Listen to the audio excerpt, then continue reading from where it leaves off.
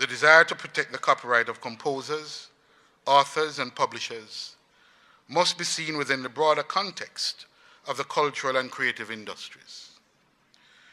These industries are given particular focus by government as part of the growth agenda, as they form one of the pillars for long-term economic growth. Germane to the success of these industries is copyright protection. The days of the struggling songwriter will, I submit, soon be over. Because what we have today is a modern, sophisticated creative industry, which, if properly organized, can become a major contributor to long-term economic growth. Ladies and gentlemen, the development of Jamaica's intellectual property system is evident in the establishment of the Jamaica Intellectual Property Office, JIPO. And this is as a central office administering all areas of intellectual property. Jamaica is signatory to every major international copyright and related rights treaty and agreement administered by the World Intellectual Property Organization, WIPO, and the World Trade Organization, the WTO. This ensures that the works of Jamaican authors, composers, publishers, producers, performers, etc., are protected wherever in the world they are used. As it relates to terms of copyright protection, Jamaica's leadership in the region is evident in the success of 3 well-established collective management organizations, or CMOs. And these are JACAP, the Jamaica Association of Composers, Authors, and Publishers, with whom we are gathered here today, a performing and mechanical rights society, which administers rights in music for authors, composers, and publishers. JAMS, the Jamaica Music Rights Society, a sound recording licensing body representing record producers, owning masters of their sound recording, and JACAP, the Jamaica Copyright Licensing Agency, a reprographic and reproduction rights licensing body dealing with photocopying and representing literary writers and publishers. Let me focus a bit on JACAP's success to date. As a collective management organization, JACAP plays a critical role in the administration of the copyright-protected works of songwriters and music publishers, representing its members whenever their works are used or exploited. Since its establishment in 1995 as a national office, taking over from the English-based Performing Rights Society, PRS, JACAP has covered a tremendous amount of ground and has moved from 150 to over, I'm told, 4,000 members. Distributors to its members and reciprocal societies, distributions to its members and reciprocal societies in the US, Europe, Asia, and Africa are in the region of $150 million. I'm not clear whether that is US or J dollars. J dollars, I'm told. We do acknowledge, however, that there is still a far way to go. But what are the provisions in the law to protect the creators of creative works? The copyright law makes provision for licensing bodies, the CMOs, to operate copyright licensing schemes. The granting of this exclusive privilege to licensing bodies is based on international best practice in resolving difficulties faced by copyright owners and users in reaching an agreement for the use of the copyright material. The CMOs act as a focal point to locate and transact with copyright owners for permission for use, making the process more efficient and cost-effective. While Jamaica is known the world over for an abundance of creative talent, we are also known as a highly non-compliant country in respect of copyright. We comply with copyright laws and regulations in other countries. But at home, there is a general feeling of freeness when it comes to our own creativity, and any attempt to stymie infractions and infringements is seen as part of a wicked act to stop a man from eating food. This, of course, understates the question: what of the rights of the creator and owner of the work themselves to eat a food? We must create a sense of order in our affairs relating to copyright issues in this country. And it is in that context that I fully appreciated the points made this morning by both the Broadcasting Commission and the police force. Although, I should say quickly, that I believe if we're going to get it right, we'll have to focus on more events like this, where people are educated,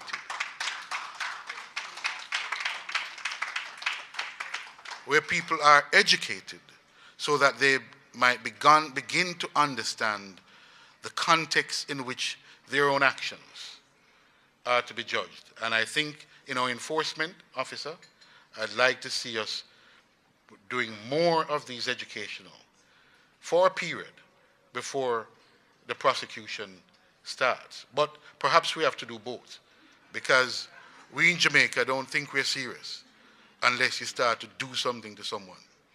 So perhaps it's both and not just one. As a government, we are aware of the challenges faced by the CMOs, including high non-compliance with our copyright law, unwillingness by some promoters to acquire the requisite licenses for events and pay for the copyright content, coupled with a general freeness mentality and lack of regard for the rights of the creators of the creative works. We therefore applaud every effort to increase the level of awareness on issues of copyright compliance by the users of these works, enforcers of the law, and the general public.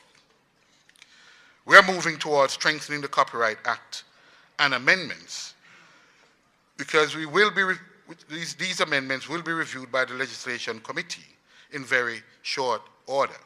And just to explain that, to get to the Legislation Committee, it means that we would have been a long way in the process, because the process starts much further behind.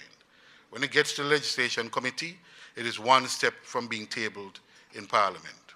So these new regulations will be put in place to strengthen the role of the CMOs in representing the creative sector, while at the same time ensuring accountability and transparency in their operations. These regulations were created for the main purpose of allowing the monitoring of business practices and royalty distribution within the purview of the CMOs. Additionally, they will allow for the facilitation of good governance, ensuring efficient and transparent management of the rights and the funds of the members. Money is a very ticklish thing. Money afraid. And when you have organizations that have been given the privilege to collect on behalf of holders, it can only make sense that the organization themselves are properly regulated and managed. And this the government intends to do. The regulations will establish and develop best practices of international standards, aligned with their international bodies, and make provisions for a registration process in order for CMOs to operate in Jamaica. The application shall identify the class of rights to be administered by the CMO. Documents to be submitted includes articles of association, proof of minimum number of members, description and proof of systems for distribution of royalties. The board of each CMO will reserve a position for a non-voting government-nominated representative. And I'm told that at the moment it's 2. Why is it reduced to 1? No, JACAP was unusual. They had 2. Well, I want to see those regulations, because I think that the Attorney General office should be there, and I think a representative from JIPO should be there. So if it's one, we'll change it to two. It needs proper surveillance. Under the revised legislation, it is being proposed that CMOs may deduct a certain proportion of the collected in licensing fees as administrative costs to maintain their regular business activities. And this is so because even for the creators themselves, some of them too have this freeness mentality, that somehow somebody should go through all of this trouble, create these organizations, expend the effort, collect the revenues, and give them everything. That can't work. In order to have a proper structure and a reasonable administrative fee, which the members themselves can regulate, will have to be included and provided for in these regulations, just so people understand that that's how you do serious business. CMOs will be expected to carry out public education activities and partner with JIPO in activities to raise IP, that's intellectual property awareness, to fight piracy and promote an intellectual IP respectful culture. There are two other matters that I want to refer to briefly. One is to assure you that this year we will bring to Parliament, and I want my colleague and friend, the opposition member, to hear me on this one. This year we'll bring to Parliament legislation bringing into effect the Madrid Protocol.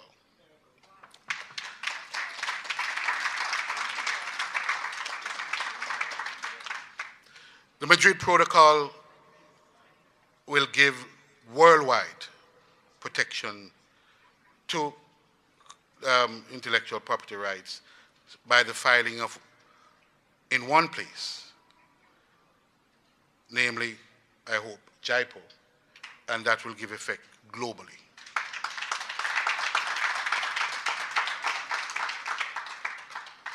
The other piece of legislation I want to mention is probably, and to my mind, one of the most significant pieces of legislation that will affect the music industry and our financial infrastructure that will be passed for a long time in Jamaica. And that is the security interest, a bill that by its name it seemed very, very insignificant. It is entitled Security Interest in Personal Property. But what it really is intended to do is to revolutionize a number of things, including the financing sector in this country, because it intends to make intellectual property a collateral that it can secure, it can be used legally to secure financing by the holders of the intellectual property themselves.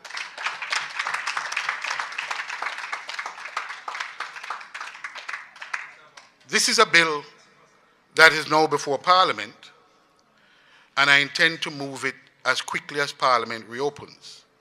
I want to say to the members of this fraternity that given its implication and its benefits for you, that I'd urge you to stay very close to and to watch this piece of legislation in the Parliament and to participate in the committees, because we don't intend, important as it is not our intention to rush it through Parliament, large because of the wide-scale implication for a number of stakeholders.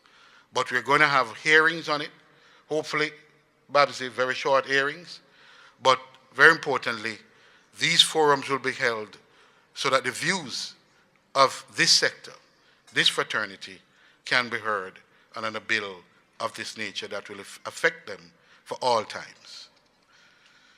So, ladies and gentlemen, this morning we commend JACAP for rising to the challenge to move us further along the road towards understanding copyright and valuing the rights of the creators of music. Let us not fool ourselves. Higher levels of compliance will not be automatic, and much time and effort must now be applied to sensitization and public education. This must be a collective effort on the part of all stakeholders in the creative industry. Rights holders must be encouraged to ensure that all their works are duly registered and encouraged to use the legal system via the CMOs, of which JACAP is one, for redress in solving some of the long-standing issues of copyright infringement and non-compliance. JACAP, you have your work cut out for you. But this, I guarantee, you have the full support of this minister and this ministry, as together we move the country forward towards embracing developed country standards of copyright protection for the benefit of all of us, those creating the music, those performing the music, those listening and purchasing the music, consuming the music, and for the global community that reggae music has affected and transformed in this 21st century. Thank you.